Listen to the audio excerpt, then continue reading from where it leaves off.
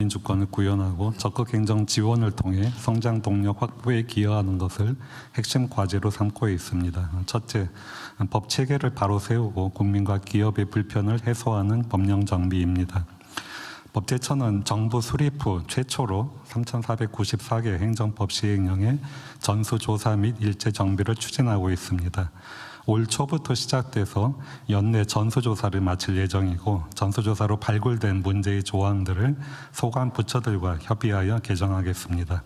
현재까지 1,160개의 시행령을 전수조사하여 753개 과제를 발굴했습니다. 유형별로는 내용상 위임 범위 일탈 111건, 형식상 위임 범위 일탈 26건, 행정입법 부작위 114건, 과도한 규제, 지방 자율성 침해 72건 등입니다. 그 밖에도 소상공인이나 청년, 사회적 약자 등이 불편 법령을 즉시 개선하는 핀셋형 법령 정비를 병행하여 지난 1년간 205건의 과제를 정비했습니다. 다음 페이지입니다. 좌측을 보시겠습니다. 적극 행정을 적극 지원하는 법적 자문입니다. 대통령님 및 총리님이 지시에 따라 금년 5월 6일 법제처의 자문기구가 정식으로 출범했습니다. 자문 대상을 중앙, 지방정부는 물론이고 역대 정부 최초로 전체 342개 공공기관까지 전면 확대하여 전체 공공부문을 아우르는 법적 자문 체계를 구축했습니다.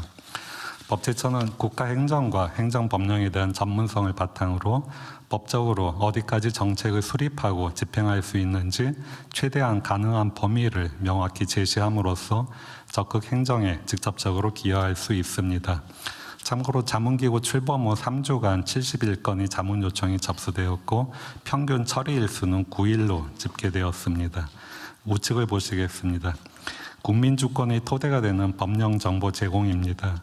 법제처는 작년 국민주권정부 출범 후 대통령님이 지시에 따라 44개 중앙행정기관에 99만여 건에 달하는 행정심판 재결례와 1차 법령 해석 질의 회신 사례 등 국가기관 결정 선례를 국가법령정보센터에서 통합적으로 공개했습니다. 이를 통해 주권자인 국민의 알 권리를 보장하는 동시에 행정기관 결정의 책임성과 투명성을 강화할 수 있게 되었습니다. 법제처는 국가법령정보센터, 정부입법지원시스템, 세계법제정보센터의 단계적 AI 전환도 추진하고 있습니다. 대표적으로 우리 국민과 기업의 경제활동 지원을 위해 해외 법령 정보를 제공하는 세계법제정보센터의 경우 작년 말 업무보고 자리에서 대통령님께서 지시하신 바와 같이 최신 해외 법령을 한국어로 쉽게 검색하고 활용할 수 있도록 개편을 준비하고 있습니다. 6월 말 나올 ISP 용역 결과를 바탕으로 내년도 예산을 획득하여 추진할 계획입니다. 사업기간은 안정화 단계를 포함하여 3년, 사업비는 180억가량으로 추산되고 있습니다. 국가마다 디지털 전환 정도가 달라 실시간으로 데이터 연계가 가능한 국가의 법령부터 시작해서 순차적으로 개발 범위를 확대하는데 그 정도 소요될 것으로 보입니다. 법제처는 앞으로도 국정과제의 신속한 추진과 국민 불편의 확실한 해소를 위해 정부 내 든든한 법적 조력자로서의 소임을 다하겠습니다. 이상 보고를 마치겠습니다. 법제처장님, 예. 예를 들면 국가 구성원들 입장에서 자신의 행동의 기준, 예를 들면 그 법률, 시행령, 규칙, 조례 다 있을 테고, 예를 든다면 판례 또는 아까 얘기한 행정 결정례, 아니면 선례, 관행 이런 것들을 원칙적으로는 우리 구성원들이 다 공개를 해줘야 내가 어디에 맞춰 행동할지를 판단하고 또 어떤 행동이 과연 현행 우리 사회법질서 체제에 부합하는지를 판단할 수 있잖아요. 예. 기본적으로 어떤 행위의 기준이나 판단의 기준은 비밀일 수 없잖아요. 그렇습니다. 원칙적으로 국민에게 적용되는 기준. 그런 측면에서 지금까지 사실은 중앙정부든 사법기관이든 자신들의 판단 기준을 잘 안 가르쳐주는 경향이 있잖아요. 지금 정부는 모든 걸 다 지금 공개하는 것으로 바뀌었는데 다만 아직 사법부가 판례 공개, 특히 하급심 판례를 공개하지 않고 있는. 하급심 판결을 공개를 안 하면 법원이 어떤 기준으로 판단하는지를 국민들이 알 수가 없잖아요. 예, 실제로 그렇습니다. 그게 상식적으로 타당한가요? 예를 들면 그 하급 사실 판결을 공개하지 않는 게? 판례는 공개된 법정에서 공개적으로 이루어진 재판의 결과이기 때문에, 그리고 전 국민의 말씀하신 대로 행동의 기준을 결정하는 것이기 때문에 전면적으로 공개하는 게 맞습니다. 근데 공개를 안 하고 있죠. 아마 지금 부분적으로만 공개를 하고 있고, 공개를 하는 방식도 굉장히 어렵게 해서 사실상 접근이 좀 차단되는. 제가 변호사를 하면서도 그 접근이 잘 안 되던데. 예, 그렇습니다.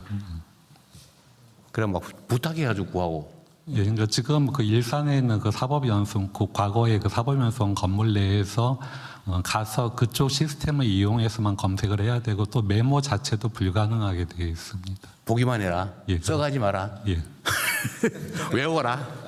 예, 그렇습니다. 그게 뭐예요, 이게? 그러니까 사건 번호만 확인하라는 식입니다. 예, 그것도 쓰려면 외워야 되는데. 하여튼 이상하죠. 예. 근데 법원에서도 전향적으로 검토를 좀 뭐 할 것으로 뭐 예상되기는 하는데, 좀 속도가 굉장히 느리기는 합니다. 법무부는 혹시 여기에 대해서 의견을 지금 뭐 입법을 추진하고 있습니다. 지금 법원행정처와 법무부 법무실이 민사 판례 같은 전면적 공개 관련해 갖고 상당한 그 의견의 접근을 보고 있고요. 거의 개인정보 핑계를 많이 대죠. 예, 그렇기 때문에 이제 그 부분은 어떻게 이제 좀- 익명하면 되잖아요. 맨날 A, B, C, 예, 그렇습니다. KFC 하면서. 네. 조만간 어쨌든 그건 성과를 입법을 낼수 있다고 해야 될 것 보겠습니다. 같고요. 네. 하여튼 정부의 선례나 판단 기준은 다 공개돼 있다면, 그래서 가기부 장관님, 이제 법제처 직원들이 이걸 이제 질문이 들어오면 이런 걸 다 모아가지고 자기의 전문 지식을 동원해서 판단을 해서 알려주는 거잖아요. 예, 그 자문제도가 그렇습니다. 네, 그런 거잖아요. 물론 그것도 필요한데, 그 법제처의 그 직원들 입장에서 보면 그걸 다 외우거나 뭐 어쨌든 뭐 검색기를 동원해서 다 찾거나 이렇게 해서 자기의 전문 지식을 적용해서 의견을 정리하는 거 아니에요? 예, 요즘은 이런 건 다 인공지능이 하면 되는 거 아니에요?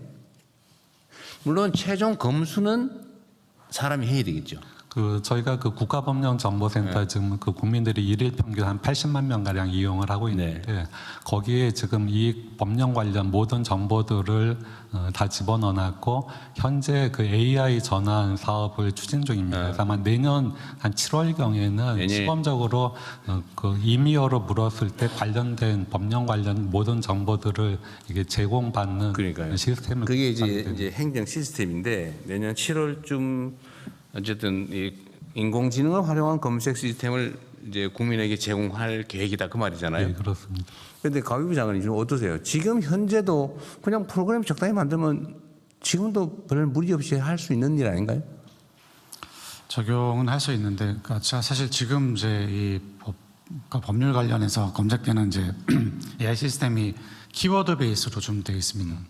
그래서 지금은 지금은 이제 글자 놓고 검색하는 거죠. 그거 말고 예를 들면 키워드 가지고 이제 어떤 관련된 질문이 찾을 들어오면 그 질문을 이제 넣어가지고 이 질문에 대해서 답을 네가 정리해봐라 그러고, 그때 나오면 이제 사람이, 왜냐하면 이제 그것도 약간 차고 있을 수 있으니까 그 사람이 검증을 해서 확인하는 과정을 거쳐야 되는데, 지금은 사람이 하고 있잖아요. 검색기를 넣어가지고 인공지능 검색이 아니고 그냥 그 논리 검색만 하는 거 아니에요?